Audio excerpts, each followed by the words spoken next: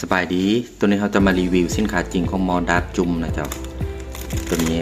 ซองดัสนี่จะมีอยู่2เบื้องเนาะคือเบื้องซ้ายกับเบื้องขวาเครื่องกลางนี่จะเป็นมอจุ่มเนาะจะแบ่งเป็นซองคือกันหน้าเต่าของมอดัสนี่จะเป็นเคลือบเทฟลอนนะเจ้ามีแต่ว่าเวลาอนามัยบ่ให้ใส่ฟอยล์เล็กทู่นะเจ้ามีแต่เอาน้ำนี่เทใส่แล้วก็ให้พวกอันซีนติดๆไม่ยังให้มันพอนแล้วเขาค่อยใส่ฟอยล์พัดเนาะซึ่งตัวอันปักของมันนี่จะมีอยู่อันซ่องหัวนะเจ้าตัวคืออันตัวอันมอจุ่มนี่จะเป็นอันหัวหนึ่งต่างหากเนาะอีกอันมอดัสนี่จะเป็นอีกหัวหนึ่งเนาะมันจะแยกกันตัวนี้เนี่ยเป็นภาษาจีนเนาะเจ้าซึ่งเขาสามารถปรับตั้งแต่เบอร์1ฮอดเบอร์5ได้เนาะเจ้าตรงนี้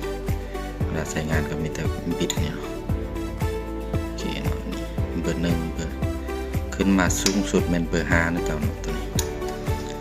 มันจะแยกไฟมันเลยเนาะแล้วตัวฝ้าปิดนะ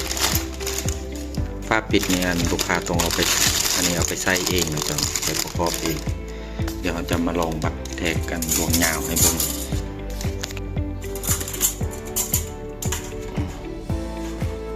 เพื่อหน่อยนึงเนาะพอได้ประมาณที่60เนาะ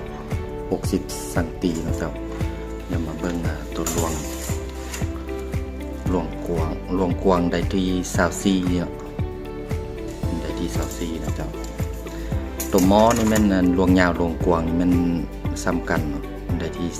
20.5เนาะ3.5โอเค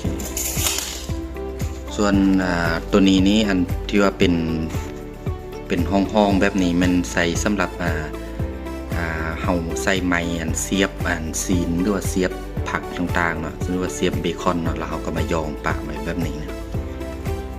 มันมีแต่เบื้องเดียวส่วนตัวนี้แม่นซองระบายน้ำมันออกได้เจ้าเนาะมีทั้ง2เบื้องเลยเนาะโอเค